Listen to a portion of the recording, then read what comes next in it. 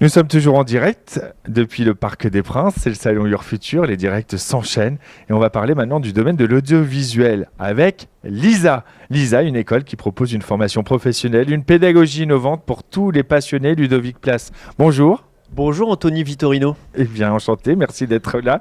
Directeur ISA, qu'est-ce que c'est l'ISA? L'ISA, c'est l'Institut supérieur d'audiovisuel de bac à bac plus 5.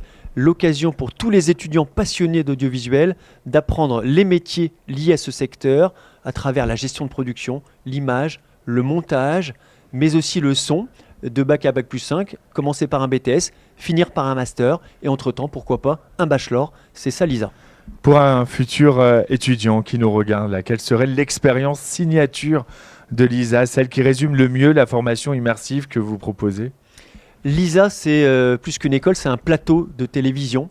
C'est un endroit où on vient s'exercer à travers effectivement tous les moyens mis à disposition des étudiants pour devenir un professionnel. Alors, qui veut apprendre à manipuler une caméra? Eh bien, il aura cet outil entre les mains. Qui veut sonoriser le plateau? Il aura la possibilité de le faire. On peut aussi imaginer monter les rushs. On peut aussi imaginer organiser l'équipe de tournage. Donc c'est vraiment la possibilité pour les étudiants de s'essayer à la production de contenu audiovisuel. Alors je parlais d'un plateau de télé, mais ça peut être pour une plateforme, ça peut être pour YouTube, les nouveaux médias, ça peut être la captation d'un spectacle par exemple. C'est vraiment très varié, mais tout tourne autour de l'audiovisuel et de ses métiers que sont le montage, l'image, le son ou la prod. Ou la prod. En quoi un étudiant sortant de l'ISA est particulièrement prêt à faire face aux défis concrets du secteur, défis nombreux même de ce secteur? Est-ce qu'il y a une approche, une compétence que vous valorisez tout particulièrement? Alors la compétence, ça va être celle de vouloir maîtriser les outils, la technique. Parce que l'ISA forme d'abord, en tout cas sur son BTS, brevet technicien supérieur, des techniciens de l'audiovisuel.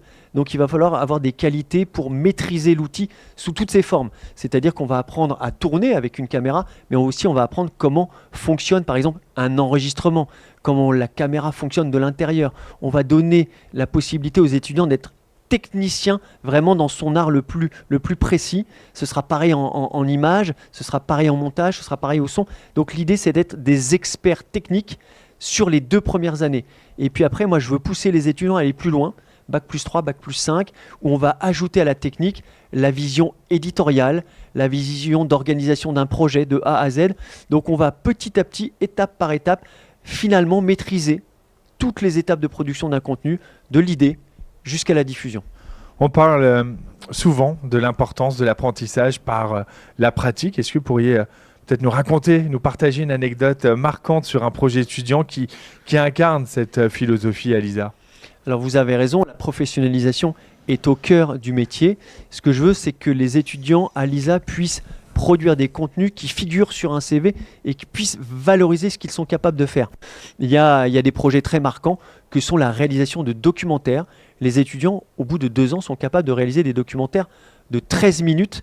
Imaginez 13 minutes, des documentaires qui sont de valeur professionnelle. Et je veux que les étudiants soient capables d'aller, par exemple, interviewer le dernier boulanger à cuire son pain au feu de bois. Ça a été une expérience incroyable parce que d'abord, il faut trouver le boulanger en question. Ensuite, il faut être capable de mettre en lumière ce qu'il est en train de faire avec la bonne captation, les bons angles de caméra. Il faut aussi être capable de lui poser les bonnes questions pour qu'il raconte ce qu'il est en train de vivre. Et puis enfin, il faut être capable de monter tout cela et de le donner à un diffuseur que peuvent être par exemple France 3 est intéressé par ce genre d'histoire ou même Canal+. Donc c'est ce qu'on va demander aux étudiants, c'est d'aller chercher l'histoire, de savoir la raconter en images, en son et aussi en prod puisqu'il faut organiser. Mais c'est toute une chaîne de fabrication et cette histoire du boulanger cuisant son pain au feu de bois, on entend le crépitement, on sent l'odeur du pain, on voit la sueur qu'il faut y mettre, les anecdotes qu'il peut le raconter aussi sur son pain qui un jour la pâte n'a pas levé par exemple. Donc on est dans ce type d'histoire et c'est ça l'ISA. Mais derrière tout ça, il y a de la technique, du travail et de la passion. Les étudiants de l'ISA, est-ce qu'ils travaillent parfois sur des projets en collaboration avec des entreprises ou des événements réels au-delà du cas pratique? Comment ces expériences, elles vont aussi peut-être venir enrichir leur parcours? Alors d'abord, les étudiants à l'ISA sont tous en apprentissage. De la première à la dernière année, ça peut être une semaine sur 2, un jour par semaine, ça peut être 2 semaines, mais l'idée c'est de leur confier très vite des responsabilités au sein d'une société. Un étudiant LISA, il va pouvoir, par exemple, là on est sur un plateau de télé, il va être capable d'être derrière les caméras pour assurer la retransmission. Il va être capable de sonoriser ce type d'entretien. On va lui confier tout de suite des responsabilités parce qu'il est bien formé à l'école. Et puis il y a ce challenge de bien se montrer aussi en entreprise, parce que le but, c'est que si ça marche bien en entreprise, derrière, il y a la possibilité d'être embauché, de se créer un réseau, de se faire remarquer et de progresser. Donc le lien entre l'école et l'entreprise, il est extrêmement fort. Et finalement, j'essaie de faire en sorte qu'il y ait peu de différence entre ce qu'on apprend à l'école et ce qu'on met en pratique en entreprise. C'est ça que LISA propose et que les étudiants relèvent comme défi professionnel et scolaire. Avec la montée en puissance de la réalité virtuelle, du streaming ou encore même des effets visuels, est-ce que vos étudiants ils vont être habitués, familiers à manipuler tous ces outils avant-gardistes pour être vraiment en phase avec la réalité de leur secteur et même l'avenir du secteur? Alors la pédagogie à LISA, elle est directement reliée aux évolutions du métier. Pourquoi? Parce que les entreprises qui recrutent nos étudiants ont besoin que les étudiants soient adaptés aux réalités du métier. Donc très récemment, nous avons mis en place cette capacité à maîtriser l'intelligence artificielle, qui n'est pas un outil qui va remplacer l'homme ou l'humain, mais qui va plutôt l'aider à accomplir certaines tâches à condition de savoir parler avec l'IA. Donc ce dialogue entre l'IA et l'étudiant, nous l'apprenons, mais nous l'apprenons avec discernement. Et comment préserver son métier? Eh bien, c'est l'expertise terrain, c'est l'expertise technique qui fera la différence, mais on ne peut se passer des outils qui évoluent. Il y a quelques années, Internet n'existait pas. Eh bien, on a appris à s'en servir et on voit à quel point c'est utile. Je pense que pour l'IA, ce sera exactement la même chose, même si pour l'instant, on n'en est qu'aux prémices. Effectivement. Alors, si vous aviez un conseil à partager avec celles et ceux qui nous regardent et qui hésitent à se lancer dans une carrière en audiovisuel, vous leur direz quoi? Moi, je dis que quand on a une passion, un rêve, l'école est là pour vous aider à l'accomplir. Pourquoi? Parce que l'école va vous aider à apprendre de manière accélérée les bonnes pratiques, les bonnes compétences. L'école va vous donner la possibilité de vous créer un réseau. Et puis l'école va vous donner la possibilité de vous tester. Donc au fur et à mesure de cette progression pédagogique et professionnelle, eh bien, vous allez choisir votre voie.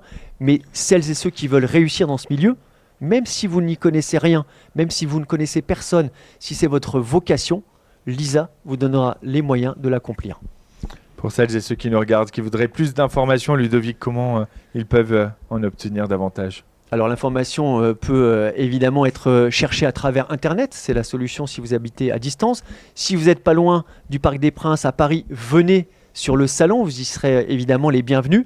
Et puis pour celles et ceux qui veulent peut-être directement découvrir l'école, eh bien rendez-vous sur le campus de LISA à Paris dans le 10e. C'est dans le 10e arrondissement que ça se passe et c'est au Parc des Princes jusqu'à ce soir, 18h, puisque LISA est une des écoles partenaires de ce salon Your Future. Merci beaucoup, Ludovic Place. Merci beaucoup, Anthony Vittorino. On va se retrouver on va se retrouver dans quelques instants. On est en direct du Parc des Princes. On continue de parler de votre avenir. C'est le salon Your Future. À tout de suite. Merci beaucoup.